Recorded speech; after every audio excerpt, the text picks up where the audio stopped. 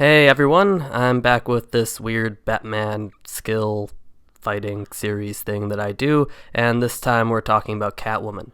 In this video, I'll go into her background, compare her to real-life fighters, analyze her weapons, and then discuss just how dangerous she is.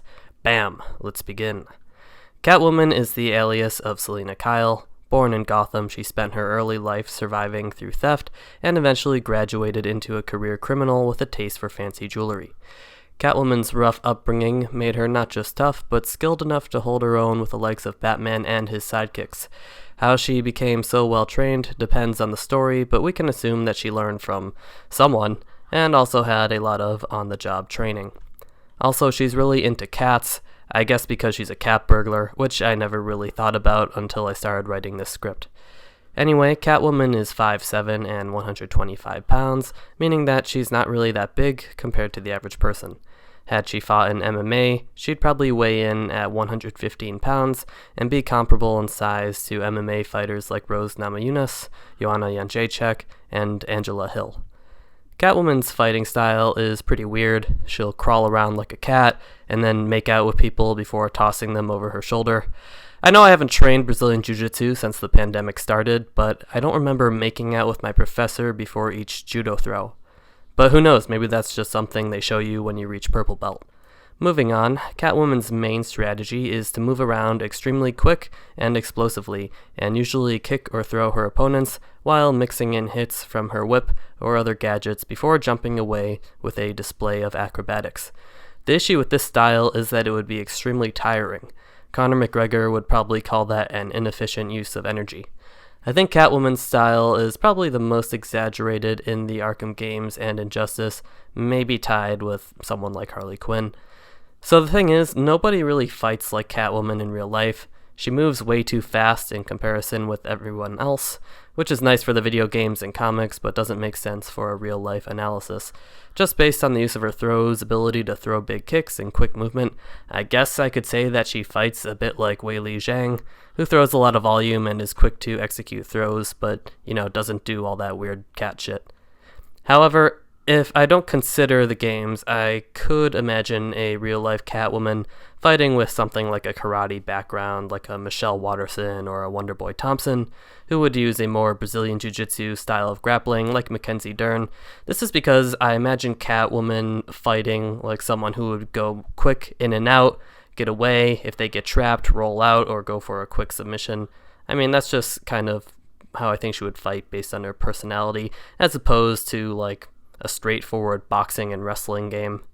Anyway, Catwoman is also pretty small, so she would have to rely on that evasive style fighting and slick Brazilian Jiu-Jitsu defense to keep out of dangerous situations. Now we'll go through Catwoman's arsenal of weapons. Her main weapon is, of course, her whip. I mean, whoever designed this character had a real kink. Making a woman dress like a slutty cat and then having her use a whip is some pretty serious wish fulfillment. Oh, I can't wait for the comments to give me some sort of logical reason why she would use a whip. Here's the thing. Whips are intimidating, hurt like hell to get hit by, and are non-lethal, which is probably an important thing for Catwoman. But my issue is that overall as a weapon, I can't say that a whip could accomplish much compared to other options. For instance, Harley Quinn's baseball bat. If you hit someone with a baseball bat, you can be pretty certain that you caused them some significant body harm, and can at least buy yourself a few seconds to run away or keep fighting. The thing with a whip is that you might really sting and stun someone, or you might just bug them, like a bug bite or something, and they keep coming for you. Whips have been used historically though, so maybe there's something there, but I mean, just judging by Catwoman's whip and fighting style, I don't think it could reliably stop even someone who's just average. But overall, I'm gonna say leave the whip for the bedroom. Catwoman also uses sharpened claws. At least in The Dark Knight Rises, she also uses sharpened heels. So the sharpened claws are pretty good. With them, Catwoman could potentially cause large slices into her opponent's flesh, and even blind or mutilate them if she chooses. I also saw a guy once on Deadliest Warrior rip out a gel torso's throat, so maybe with the claws she could do the same thing, even though that's probably something her character wouldn't do. The heels, on the other hand, are pretty bad. I mean, high heels put your feet at an awkward angle and make you take a non-ergonomic posture.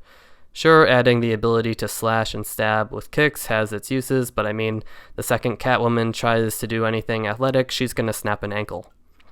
Next, Catwoman uses Caltrops, which are pretty nice, I guess. Just throw a bunch of metal spikes on the ground while you're running away to buy yourself more time, but my biggest concern for Catwoman would be either stepping on her own Caltrops, or even worse, falling on them. I'd recommend her using this weapon sparingly, like when someone is tailgating her on the freeway. Catwoman also uses Ebola, not Ebola, which I actually did a video on. God, this channel's weird.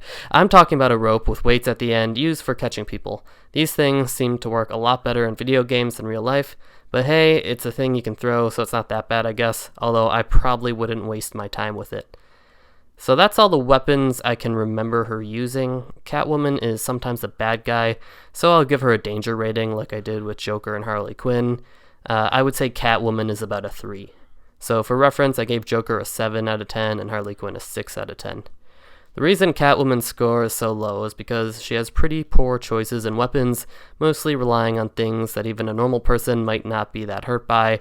Combine that with her small frame and exhausting fighting style, I can't see her posing much of a physical risk to someone who has a gun, or even just like an average person with a knife.